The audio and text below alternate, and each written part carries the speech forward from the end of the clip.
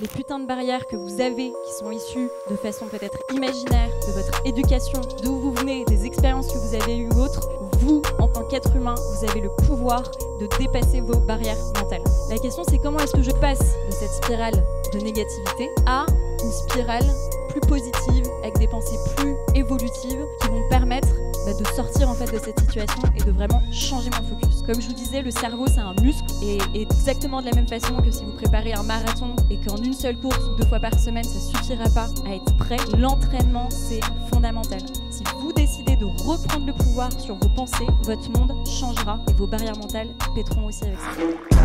Gotta stay consistent. Hustlers, are you listening? We're the doers, we do what doers do. Grind every day and handle business. Entrepreneurs rising, we're not wasting time. Inspire, educate, entertain, that's the sign. More the for the doers by doers. Unstoppable with shine.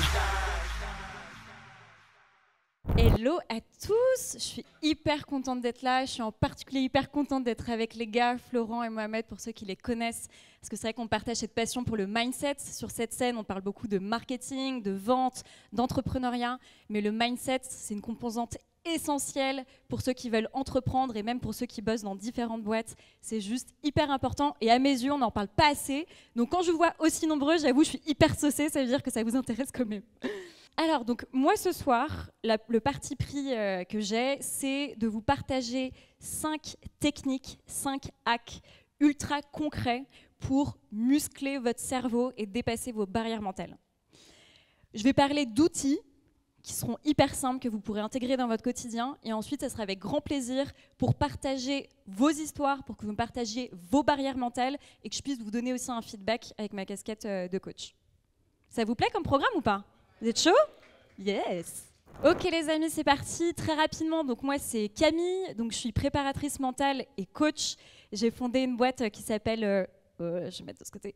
J'ai fondé une boîte qui s'appelle Skyline, où en gros j'accompagne les entrepreneurs à être plus performants sans se cramer.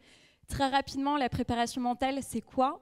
C'est une méthodologie et des outils qu'utilisent notamment les sportifs de haut niveau pour se préparer mentalement à leur compétition. Ils vont avoir un coach sportif qui va les accompagner sur la dimension physique sportive et un ou une préparatrice mentale qui va les accompagner sur la dimension mentale, donc c'est-à-dire apprendre à qui je suis, quelles sont mes forces, sur quoi je capitalise, comment je gère la pression, comment est-ce que je gère mon stress, comment je gère mon mental pour dépasser mes barrières. C'est ça la préparation mentale et j'aime bien dire que je muscle pas les biceps mais je muscle le cerveau. Et le cerveau est un muscle, vous allez le voir. Ça, c'est le côté un peu plus pro. Ce que je peux vous partager peut-être de plus perso, c'est qu'il y a 7-8 ans, pour les personnes qui me connaissent, ils se rappellent de cette période, j'avais une énorme phobie de la prise de parole en public. Mais genre le truc où je devais faire une presse et je restais bloquée dans les toilettes parce que c'était plus confortable pour moi que de venir devant 2, 3, 4, 5, 10 personnes. Ok. Donc ça, c'est juste un exemple pour vous partager que vous, en tant qu'être humain, quelles que soient les putains de barrières que vous avez, qui sont issues de façon peut-être imaginaire, de votre éducation, de là d'où vous venez, des expériences que vous avez eues ou autres, vous, en tant qu'être humain, vous avez le pouvoir de dépasser vos barrières mentales. Et donc si j'avais une énorme phobie de la prise de parole en public, où c'était sincèrement un enfer pour moi, crise de panique ou autre, de parler sur une scène comme ça, et que ce soir je suis devant vous, c'est que vous aussi vous avez ce pouvoir-là pour vos propres barrières. Donc, première chose que vous pourrez retenir ce soir. Un petit tonnerre d'applaudissements, parce que quand même...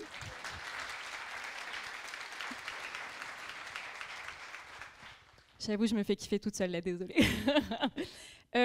Ok, donc je vous ai dit, je voulais vous partager 5 techniques, 5 hacks ultra concrets pour muscler votre cerveau et dépasser vos barrières mentales. Premier hack, déjouer le biais de négativité.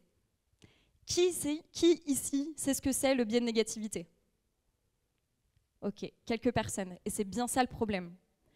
Peu de personnes savent ce que c'est le biais de négativité. Et pour vous en parler, je vais vous raconter une petite histoire. Lui, c'est Hector. Hector, c'est l'un de nos ancêtres. On est à la préhistoire, il y a 7 millions d'années. Et Hector, il vit une vie plutôt pépouse. Enfin, quand je dis pépouse, c'est pas vraiment le cas. Parce que Hector, pour survivre, pour vivre au quotidien, il a dû développer une ultra-vigilance dans son cerveau qui lui permet de se focaliser sur tout ce qui est menaces négatives autour de lui. Cette habileté-là, c'est-à-dire à chaque coin de grotte à l'époque, il pouvait se faire dévorer tout cru, donc cette capacité qu'il a développée dans son cerveau à se focaliser sur les menaces et le négatif, c'est ce qu'on appelle le biais de négativité. Il y a 7 millions d'années, heureusement que c'était présent, parce que ça a permis la survie de l'espèce. Sinon, vous ne seriez pas là, moi non plus, personne ne serait là. Tous les Hector seraient morts. Le problème, c'est qu'aujourd'hui, on est en 2023. J'imagine que vous venez de Paris ou ailleurs. La menace de se faire dévorer tout cru dans le métro ou à chaque coin de rue, en théorie, elle n'existe pas. Enfin, j'espère pas. Pour autant, dans notre cerveau, ce biais de négativité, donc cette capacité qu'on a naturellement à se focaliser sur le négatif, elle existe encore, on est avec. C'est un peu le truc que vous avez dû expérimenter si par exemple vous faites une presse ou un truc, et vous avez 5 compliments par rapport à cette presse, vous avez une critique, vous allez rester beaucoup plus focus sur cette critique. C'est ça le biais de négativité. Donc la première étape en fait, pour hacker notre cerveau, pour hacker le système, c'est déjà de prendre conscience de ce biais-là. La question maintenant que vous devez vous poser, c'est « Ok, mais comment est-ce que je déjoue ce biais de négativité si c'est quelque chose qui vient naturellement ?» Je vais vous partager un exemple. Je vois qu'il y avait pas mal d'entrepreneurs dans la salle, pas mal de personnes qui voulaient lancer un projet, donc peut-être que cet exemple va vous parler. Vous échangez avec un prospect, vous avez passé énormément de temps avec cette personne-là, vous lui avez fait une propale ultra personnalisée, et ce prospect, en fait, au bout de quelques échanges, il vous dit « Non, je ne vais pas avec vous, je pars avec la concurrence, ça ne me va pas, etc., etc. » Là, naturellement, biais de négativité, vous allez vous focaliser sur tout le négatif de cette situation. Il part avec mon concurrent, qu'est-ce qu'on va penser de moi? Encore un échec, j'ai passé tellement de temps avec ce mec, grosse perte de confiance à ce moment-là, qu'est-ce que je vais faire? Est-ce que j'ai envie de garder mon business? Je ne peux pas tenir face, etc. Donc ça, c'est naturel, c'est une spirale négative dans laquelle on va se mettre naturellement.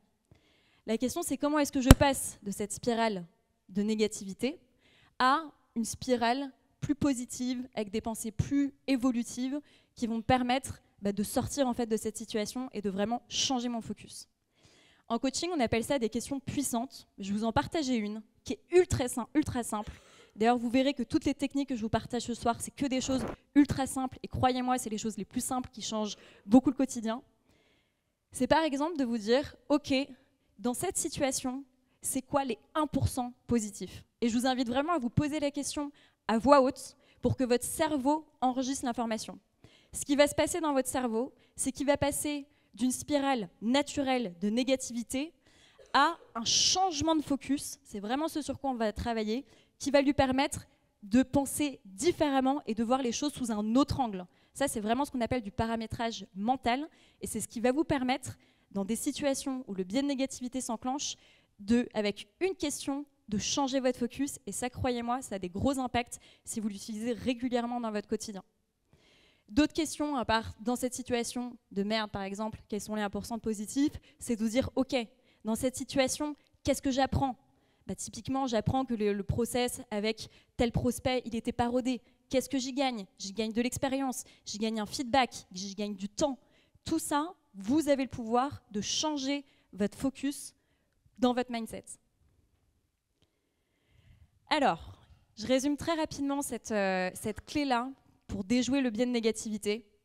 La première chose, et vous l'avez vu justement quand j'ai demandé qui sait ce que c'est de prendre conscience de ce biais-là.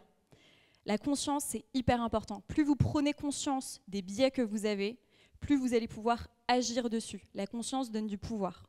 Donc première étape, je prends conscience du biais de négativité. Deuxième étape, j'utilise des questions puissantes. Quels sont les 1% positifs dans cette situation? Qu'est-ce que j'y gagne? Qu'est-ce que j'apprends? Qu'est-ce que je peux faire pour passer à l'action et changer d'état d'esprit? Tout ça, c'est vous qui le décidez, sinon votre cerveau partira en mode pilote automatique avec toutes ces pensées-là. Et la troisième étape, ça les gars, c'est juste hyper important, c'est l'entraînement. Comme je vous disais, le cerveau, c'est un muscle. Et exactement de la même façon que si vous préparez un marathon et qu'en une seule course ou 2 fois par semaine, ça ne suffira pas à être prêt, L'entraînement, c'est fondamental. Et ce qui est hyper intéressant en plus avec le fait que le cerveau soit un muscle, c'est que plus vous apprendrez à votre cerveau à se focaliser sur le positif de façon consciente, en demandant un effort au démarrage, plus naturellement vous focaliserez sur le positif dans votre vie. Et donc ça, c'est vraiment un truc dont il faut prendre conscience, parce que le monde dans lequel vous vivez, il est créé par vos pensées. Vos pensées, elles sont produites naturellement par votre cerveau, issues de peur, issues de votre éducation, issues de plein de choses. Si vous décidez de reprendre le pouvoir sur vos pensées, votre monde changera et vos barrières mentales péteront aussi avec ça. Donc ça, c'est des choses importantes à prendre en compte. Deuxième hack que je voulais vous partager aujourd'hui, c'est l'influence de nos postures. Ça, malheureusement, c'est pas un truc qu'on apprend à l'école et pourtant, c'est hyper puissant. Et une fois de plus, c'est souvent les choses les plus simples qui ont des plus gros impacts. Elle, c'est Amy. C'est pas Hector, c'est Amy. Et plus précisément, Amy Cuddy. Amy Cuddy, elle est professeure et chercheure à Harvard. Et elle a réalisé l'un des TEDx les plus visionnés d'histoire. Peut-être que certains d'entre vous l'ont d'ailleurs déjà vu. Dans son TEDx, elle nous parle de l'impact des power poses sur notre mindset et sur notre biochimie dans notre corps. Les power poses, c'est par exemple ce qu'elle partage ici, avec la posture du héros, Wonder Woman, Superwoman, qui vous voulez. Où en gros, donc elle a mené une étude aux États-Unis où elle a fait 2 groupes, un groupe témoin et un groupe qui tenait des power poses, donc par exemple cette posture du héros, pendant seulement 2 minutes. Ensuite, elle a réalisé des tests salivaires sur les personnes de ce groupe-là, qui pendant, je le rappelle, seulement 2 minutes ont tenu des power poses, donc avec un sentiment de puissance. Et les résultats, c'est qu'en seulement 2 minutes de power poses, de posture du héros, vous avez une augmentation de 20% du taux de testostérone. Et alors la testostérone, c'est pas que l'hormone masculine, sexuelle, etc. Les femmes aussi ont de la testostérone. La testostérone, c'est une hormone en fait de dominance qui va venir booster notre confiance. Et donc, en tenant ce type de posture-là, vous augmentez votre confiance. Et c'est pas juste du bullshit, c'est genre chimiquement avec des tests salivaires. Mais en plus, vous baissez de 25% votre taux de cortisol. Et le taux de cortisol, c'est l'hormone du stress. Donc, en tenant des postures de puissance, vous augmentez la confiance au niveau neurochimique et vous baissez d'1/4 votre stress. Putain, en 2 minutes, c'est quand même fou, quoi. Ça, c'est quand même dommage qu'on ne le sache pas dès qu'on est gamin et que dès qu'on a un examen, un entretien, un rendez-vous un peu challengeant, on n'ait pas ces hacks en tête qui puissent nous permettre en fait, de mieux vivre notre quotidien et de gagner en confiance au fur et à mesure. Bon, après, il y avait aussi l'augmentation du sentiment de puissance de façon générale. Ce que je veux que vous reteniez en fait de ce hack-là, c'est vraiment l'impact de vos postures sur votre cerveau, sur votre mindset, sur votre état d'esprit. Et ça, en fait, quelque chose que je peux vous partager, que vous pouvez utiliser dans tous les jours. Donc, bien sûr, vous pouvez vous amuser à faire des power poses avant un rendez-vous commercial ou ce type de choses-là. Mais en fait, vraiment, amusez-vous. Si par exemple, vous avez un entretien avec un investisseur, avec, je sais pas, un entretien d'embauche pour certains, et que la personne en face, elle vous pose une question qui vous déstabilise, je peux vous assurer que naturellement, vous allez avoir votre cœur qui va s'accélérer, vous allez avoir ce stress qui va monter. Si consciemment, vous redressez, vous prenez une bonne inspiration et vous souriez, au niveau des neurochimies dans votre corps, vous allez voir complètement la différence et vous allez regagner en confiance. Donc ça, c'est hyper important. Quand vous avez besoin de gagner en confiance, jouez sur votre posture, ça fonctionne. Expérimentez-le. Donc, pour résumer, nos postures du quotidien influencent notre taux hormonal et notre état d'esprit. En situation de stress, vous pouvez adopter une posture de puissance pour justement augmenter votre sentiment de confiance. Et moi, ce que je vous propose, ça c'est vraiment de la préparation mentale, c'est de venir combiner ce type de posture-là avec de la respiration, une musique dynamisante. C'est vraiment ce qu'on va appeler du conditionnement mental.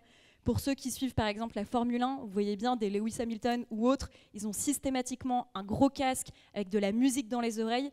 Ils vont appliquer certains exercices de respiration qui vont vraiment leur permettre de se conditionner.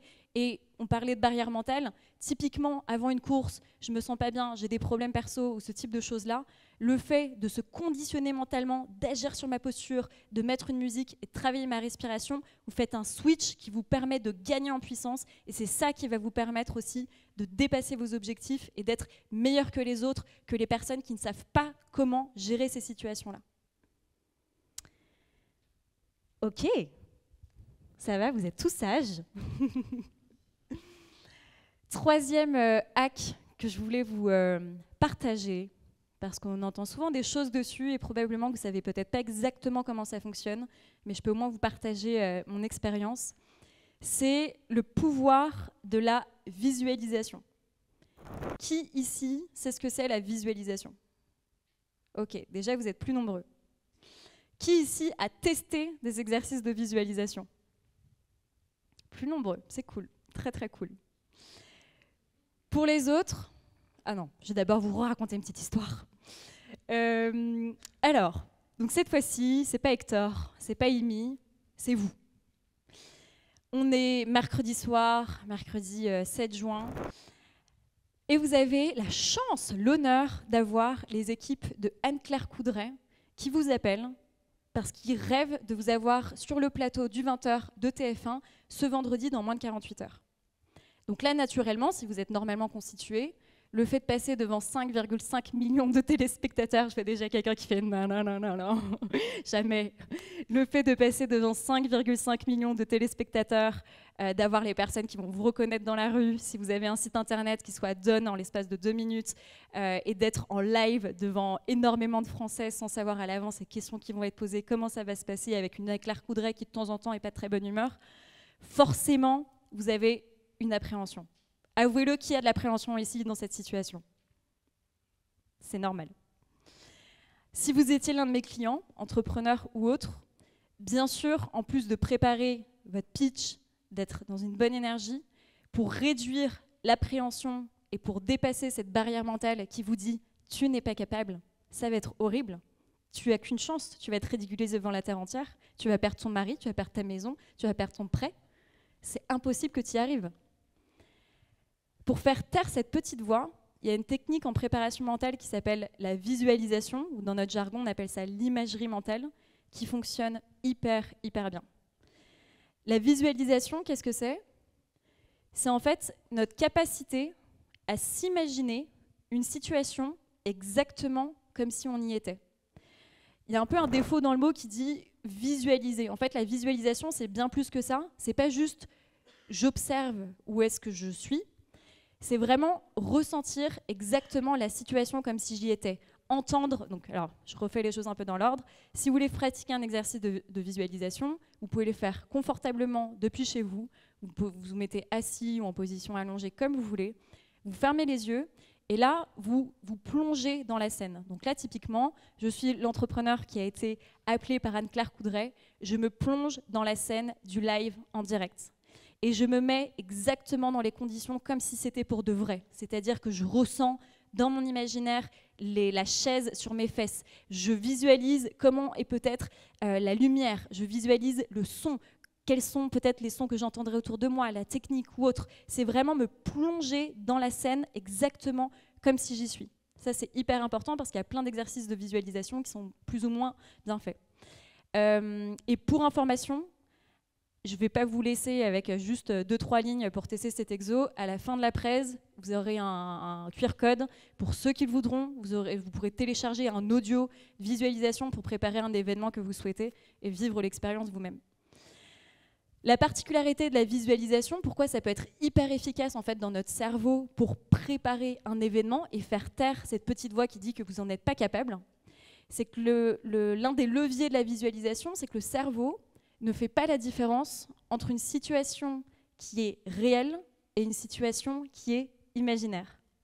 C'est exactement ce qui se passe quand, par exemple, imaginez vous êtes à la campagne, dans la forêt, dans une baraque qui fait un petit peu flipper, vous êtes tout seul, c'est pendant la nuit, vous avez les volets qui grincent, et là vous entendez une branche de bois craquer. Là, naturellement, votre cerveau va se figer vous allez avoir le cœur qui va vachement accélérer. La projection que vous faites, que vous allez peut-être vous faire agresser ou cambrioler par exemple, va avoir un impact réel sur ce que vous vivez. C'est un exemple où c'est pour ça que votre cerveau ne fait pas la différence entre une situation réelle et imaginaire. La projection et l'imagination qu'il utilise a un vrai impact sur ce que vous vivez à ce moment-là. Et une autre particularité de la visualisation, c'est que ça vient justement activer les mêmes zones dans le cerveau que lorsque vous le visualisez ou si vous le faites en situation réelle.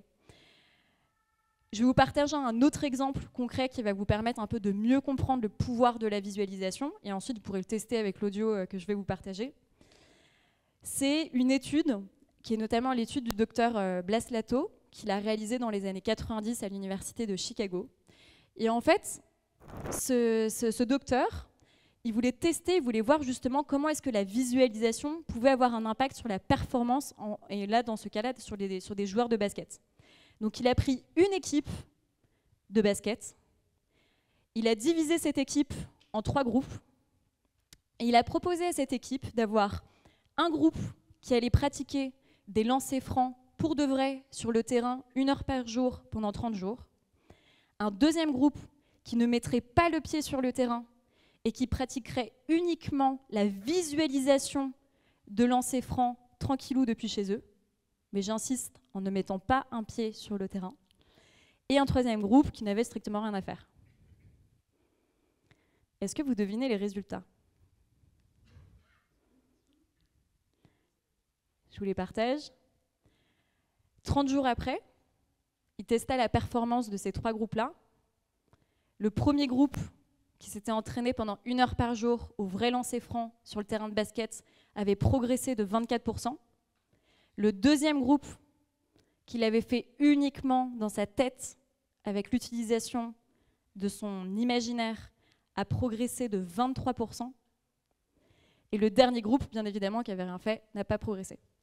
Donc ça, c'est aussi une autre illustration qui montre à quel point le pouvoir de l'imaginaire est ultra, ultra fort et à quel point vous pouvez aussi vous l'utiliser dans des situations qui vous stressent. Je vais essayer de vous partager d'autres exemples concrets. Un entrepreneur, il doit faire une levée de fonds, il sait que les 6 prochains mois, ils vont être hardcore. Le fait de se projeter dans cette période et de se dire « Ok, ça va se dérouler comme ça, comme ça, comme ça, je vais avoir tel retour, ça va bien se passer », ça va permettre de conditionner cette personne et de lui faire baisser son appréhension. Pareil, événements. Les événements, c'est un super, super exemple. Donc, ça, en tout cas, c'est des techniques que je trouve ça trop bête, en fait, qu'on n'apprenne pas à l'école, qui sont hyper simples, que vous pourrez expérimenter et qui font des vrais résultats parce que ça vient travailler sur des zones similaires dans le cerveau. J'espère que ça vous donne un peu plus d'éléments concrets sur ces techniques-là. Et c'est énormément utilisé dans le sport, le théâtre, la politique ou autre. Donc, pour résumer, la visualisation, c'est une très bonne technique mentale pour baisser l'appréhension, augmenter votre motivation et améliorer vos performances, en particulier si vous êtes sportif, ça peut être extrêmement utile, et je vois quelques sportifs dans la salle. Ou pas du tout. Et une autre chose, ça qui est vraiment une clé mindset un peu plus générale que je voudrais vous partager, c'est de façon générale, s'il y a une situation qui vous gêne, naturellement, vous ne pouvez pas changer la situation en tant que telle, mais vous pouvez changer votre perception de cette situation. Si par exemple, ce soir, je voulais passer sur la scène de Flomodia et c'est horrible, c'est pas quelque chose que je voulais faire, etc. Fondamentalement, la situation, je n'ai pas la main dessus. Je vais passer, je ne sais pas quelles vont être les questions, je ne sais pas ce qui va se passer. En revanche, je peux changer ma relation à cette situation. Avec des exercices en musclant mon mental, je peux me dire que cette situation va me donner des opportunités, va me permettre de m'améliorer, de récupérer du feedback, d'échanger avec des personnes, de peut-être gagner du business. Il y a énormément de choses. Donc vraiment, retenez ça. Quand il y a une situation qui vous paraît insurmontable, vous ne pouvez pas changer la situation, mais vous pouvez changer votre relation à cette situation-là. Est-ce que vous êtes toujours là, toujours en forme? Yes! Ok, cool. C'est l'avant-dernier de toute façon. 4e hack, là on est vraiment sur du paramétrage mental qui est ultra utile, c'est apprendre à mettre le focus sur ce qui dépend de vous.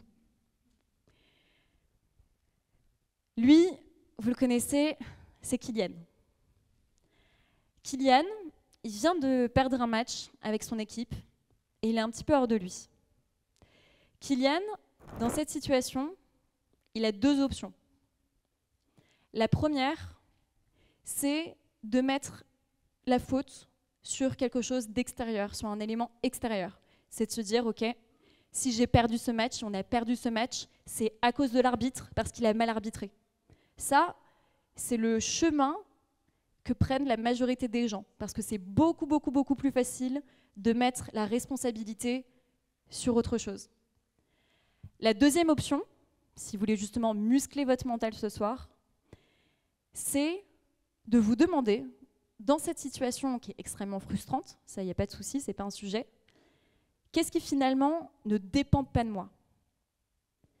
Donc là, typiquement, si l'arbitre a mal arbitré, fondamentalement, Kylian, il n'a pas la main sur l'arbitre. Il ne peut pas changer les résultats du match, il ne peut pas changer si l'arbitre il a été mal luné ou pas. Ça, il n'a pas la main dessus, ça ne dépend pas de lui. La deuxième question que Kylian peut se poser, c'est finalement, dans cette situation, qu'est-ce qui va dépendre de moi?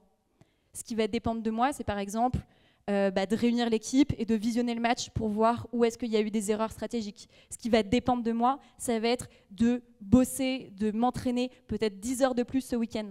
Ce qui va dépendre de moi, ça va être d'échanger avec d'autres joueurs pour comprendre qu'est-ce qui s'est passé, etc. Ça dépend de moi. Et ça, en fait, ça change tout. Parce que deviner entre le comportement 1 et le comportement 2, lequel des deux comportements va permettre de gagner en confiance au quotidien, va permettre d'être plus performant, le 1 ou le 2? Le 2. Et ça, c'est quelque chose qui est hyper important à comprendre dans sa vie, parce qu'on passe sa vie, en fait, à mettre notre attention, à mettre notre focus sur ce qui ne dépend pas de nous, et c'est ultra frustrant, parce que naturellement, ce qui ne dépend pas de nous, on ne peut pas le contrôler. Et donc, à partir du moment où je ne peux pas le contrôler, je reste dans une forme de non-action qui me permet de rien faire et juste de me plaindre. C'est extrêmement frustrant en fait de ne pas avoir la main sur ce qu'on peut contrôler. Donc la clé que je vous partage en fait là, c'est vraiment ce que j'appelle le concept de pleine responsabilité. C'est qu'à partir d'aujourd'hui, dans toutes les situations qui vous frustrent, dans toutes les situations où vous avez le sentiment d'être une victime, c'est de vous poser ces questions. Ok, dans cette situation-là, qu'est-ce qui ne dépend pas de moi? Le Covid, c'était l'un des exemples. Tu as des personnes qui vont mettre leur focus sur le gouvernement, sur plein de choses, fondamentalement sur des choses dont ils ne maîtrisent pas, et tu as des personnes qui vont mettre leur focus sur ce qui dépend d'eux. Donc la deuxième étape que je vais vous partager sur cette clé mindset, c'est de vous demander, ok, et maintenant, qu'est-ce qui dépend de moi? Et surtout, le plus important, c'est la troisième étape, c'est d'agir en fonction de ce qui dépend de vous et de mettre de côté ce qui ne dépend pas de vous. Je vous partage un autre exemple. Vous avez votre maison qui s'écroule, et je ne dédramatise pas le truc, si ça vous arrive, c'est horrible. Pour autant, soit je fais le choix de me dire « Putain, mais pourquoi est-ce que ça arrive encore à moi? C'est la faute du gouvernement, de mon voisin, c'est la faute de mon ex, c'est la faute de la terre entière qui s'accable, de toute façon, j'ai que des échecs. » Ça, c'est mettre son focus sur ce qui ne dépend pas de moi. Ou je me dis « Ok, ma maison vient de s'écrouler. » J'accueille l'information parce que c'est quand même un peu rude.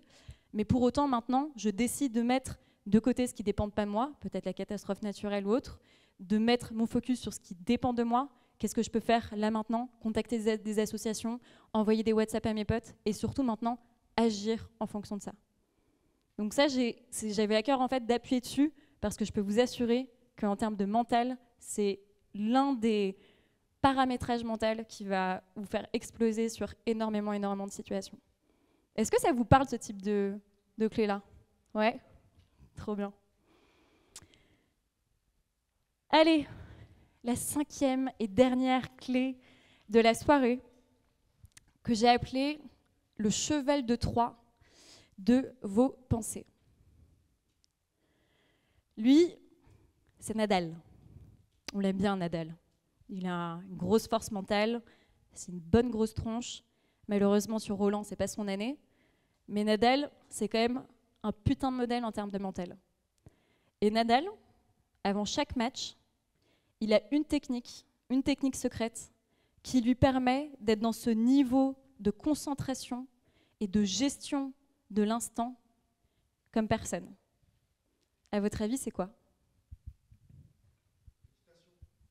Méditation, ouais, on y est presque. La respiration, parce qu'il fait aussi de la méditation, Nadal, bien vu. La respiration, alors vous allez me dire, je vois quelques visages là qui sont en mode, putain, je suis sur une conférence sur le mindset, on parle de respiration, c'est quoi le lien? Le lien, en fait, il est hyper fort. C'est que le problème avec notre mental, c'est qu'on crée des milliers de pensées à la seconde. Le problème avec notre mental, c'est qu'on a énormément de peurs qui peuvent venir en boucle. Le problème avec notre mental, c'est qu'on peut être énormément pris dans des spirales négatives, comme je vous en parlais. Et la meilleure clé pour dompter son mental, c'est la respiration. J'en connais aucune autre. Et en préparation mentale, c'est l'une des techniques, je vois d'autres préparateurs mentaux dans la salle, qu'on utilise énormément, parce que la respiration, en plus d'améliorer votre focus, votre concentration, de gérer votre stress et de vous permettre d'être dans les meilleures dispositions pour atteindre vos objectifs, c'est vraiment l'outil numéro 1 que vous devez vous approprier aujourd'hui. Donc la respiration, d'ailleurs, je vous parlais de ma phobie de la prise de parole en public en intro, des techniques de visualisation, travailler ma respiration, c'est l'un des outils qui m'ont permis justement de dépasser cette peur-là. Donc ça, c'est vraiment une technique, j'insiste, que vous devez prendre au sérieux, parce que je trouve que c'est l'une des choses, malheureusement, pareil, qu'on n'apprend pas à l'école et qui peut changer énormément de situations. Alors, je ne vais pas juste vous dire, ok, les gars, Nadal, il pratique des exos de respiration avant ses matchs. Il y a énormément d'artistes qui pratiquent des exos de respiration avant des prestations ou au quotidien pour mieux gérer leur focus, leur concentration. Bien évidemment, l'objectif, c'est de vous partager des choses concrètes. Et donc, je vais vous partager l'un de mes exos de respiration préférés, qui est la respiration carrée, qui est extrêmement simple. L'objectif, alors, par contre, vous avez de la chance, quand je la partage en atelier, je la fais faire au groupe. Je vous évite cette partie-là, vous pourrez la tester tranquillou chez vous. Le principe de la respiration carrée, c'est d'inspirer sur 4 secondes, de bloquer votre respiration sur 4 secondes, d'expirer sur 4 secondes et de bloquer sur 4 secondes. L'énorme avantage de cette respiration-là, comme je vous disais, c'est qu'on bloque 2 fois, c'est-à-dire qu'on va faire des petites apnées. Et l'énorme avantage de l'apnée, c'est qu'on va priver votre cerveau d'oxygène. Rassurez-vous, c'est absolument pas dangereux. Gardez juste 4 secondes, pas trop plus. Et la particularité de priver votre cerveau d'oxygène, c'est que vous voyez les pensées parasites qu'on peut avoir par exemple le soir quand on a une grosse échéance le lendemain ou ce type de choses-là. Votre cerveau il se concentre énormément dessus, mais en fait le fait de priver votre cerveau d'oxygène avec la respiration carrée, lui sa priorité ça va pas être le deck que j'ai pas envoyé, la propale à qui j'ai pas répondu, le voisin qui est mieux, ce job que j'ai pas eu ou ce type de choses-là. Lui sa priorité ça va être juste ok j'ai plus d'oxygène, qu'est-ce qui se passe? Et donc, quand vous pratiquez ce type de respiration pendant 5 minutes, que ça soit le soir pour chasser vos pensées parasites, que ça soit avant une prise de parole en public pour être ultra focus, que ça soit dans votre journée parce que vous sentez que là, vous ne vous sentez pas bien et que vous avez besoin de regagner en énergie et de regagner en concentration, ça, en 5 minutes, top chrono, c'est hyper, hyper, hyper efficace. Donc, une fois de plus, pour les personnes qui seraient peut-être un peu plus dubitatives, la seule chose que j'ai à vous dire, c'est tester. Tester, tester et observer comment ça se passe chez vous. Pour résumer, l'impact de la respiration, donc c'est un impact immédiat sur le stress, ça baisse le taux de cortisol comme j'en avais parlé tout à l'heure, ça permet de se recentrer, d'améliorer son focus, de chasser les pensées parasites. Il y a énormément de sportifs qui les utilisent, donc pourquoi pas vous? Soyez les sportifs, soyez les athlètes de votre propre vie, ça c'est quelque chose aussi dont on peut s'inspirer. Et on arrive à la fin de ces techniques, de ces hacks ultra simples, comme je vous disais, mais qui permet vraiment de muscler votre cerveau, d'améliorer votre quotidien et de dépasser vos barrières mentales dans certaines situations. Je vous le rappelle, 5 hacks. Le premier, apprenez à déjouer le biais de négativité. La première étape, comme je vous le disais, c'était d'en prendre conscience. La deuxième étape, c'est d'appliquer des questions comme la question magique que je vous ai partagée. Dans cette situation, c'est quoi les 1% de positif pour faire un switch au niveau de votre cerveau et changer votre focus? Ça, c'est ultra puissant. La deuxième clé que je vous ai partagée, c'est de prendre conscience que vos postures que vous avez au quotidien ont un impact sur votre état d'esprit et sur votre taux de stress, de confiance ou autre. Donc, vraiment, amusez-vous. Dès que vous êtes un peu, peut-être pas dans une bonne énergie, etc., vous appliquez la posture du héros, vous prenez une bonne inspiration, même dans la rue, dans les situations, ne restez pas comme ça avachis, ça a forcément un impact sur la façon dont vous sentez au niveau neurochimie. Le troisième hack, c'est de pratiquer la visualisation pour justement vous aider à réduire l'appréhension de peut-être situations que vous rêvez d'atteindre, mais en fait vous dites c'est pas pour moi, j'y arriverai pas, j'ai pas le bon bagage, j'en sais rien, j'ai pas les bonnes relations. La visualisation ne suffit pas, il faut pas faire que ça, mais bien évidemment c'est un super outil mental pour changer votre relation à la situation. Le quatrième hack, qui est l'un de mes préférés, c'est l'histoire avec Kylian que je vous ai partagée. C'est vraiment d'apprendre à mettre le focus sur ce qui dépend de vous et d'agir en fonction de ça. Ça, très sincèrement, ça peut tellement vous faire gagner temps dans une aventure entrepreneuriale ou autre. C'est ultra, ultra, ultra important de l'avoir en tête. Et le cinquième hack, qui est hyper important, en tout cas à mes yeux, parce que c'est ce qui, moi, à titre perso, m'a aidé à dépasser des barrières mentales, et c'est ce qui, moi, à titre perso, m'aide à gérer ma vie d'entrepreneur, qui, on ne va pas se mentir, c'est un peu les montagnes russes, forcément au quotidien, parce que c'est pas simple d'être entrepreneur. C'est la respiration, et ça, je peux vous assurer que c'est vraiment une technique que si vous la pratiquez tous les jours, vous verrez énormément la différence sur la façon dont vous sentez, sur votre focus, sur votre concentration, et sur vos performances aussi au quotidien. Donc ça, c'était les 5 hacks que je voulais vous partager ce soir, parce que pour moi, c'est des techniques indispensables à avoir en tête. Bien évidemment, quand on parle de barrières mentales, il y a énormément de situations, donc ça me ferait énormément plaisir aussi d'échanger sur vos problématiques et que je vous partage d'autres clés mindset. Peut-être pour conclure, dans ce type de présentation-là, gardez vraiment que ce qui est bon pour vous, en fait. S'il y a des choses qui vous parlent ou qui vous parlent moins, c'est tout à fait OK. Vous n'êtes pas obligé d'appliquer toute la liste et de vous faire un mental comme Camille l'a dit. Donc, gardez uniquement ce qui est bon pour vous dans cette présentation-là. Ça, c'est un premier point.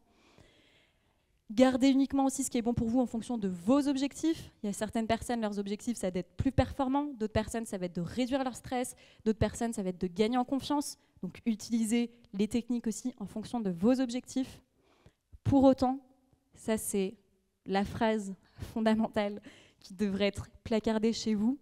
S'il y a des situations actuellement dans lesquelles vous sentez que vous n'êtes pas OK avec ces situations-là, gardez bien en tête qu'il n'y a pas de nouveaux résultats sans nouveaux comportements. Si vous voulez être plus confiant, adoptez de nouvelles techniques. Si vous voulez être plus performant, bossez votre productivité ou d'autres. Vraiment retenez, il n'y a pas de nouveaux comportements, il n'y a pas de nouveaux résultats sans nouveaux comportements. Ça, c'est vraiment hyper, hyper, hyper important. Les amis, je vais vous mettre comme ça. Je vous avais parlé d'un audio de visualisation avec ma voix en fond que vous pourrez écouter chez vous, tester pour les problématiques que vous avez. Est-ce que quelqu'un peut me dire que ça fonctionne bien ? Nickel, trop bien. Donc, n'hésitez pas à me faire un retour. N'hésitez pas en tout cas à le tester chez vous. De mon côté, si vous avez la moindre question, vous pouvez me retrouver sur LinkedIn. Et pour ceux pour qui ça intéresse le coaching mental, j'ai une journée pour pratiquer du coaching mental, de la prépa mentale avec un cercle d'entrepreneurs le 7 juillet. Donc, toutes les infos sont sur mon LinkedIn. Si vous souhaitez continuer l'expérience, n'hésitez pas à y jeter un œil. Merci beaucoup.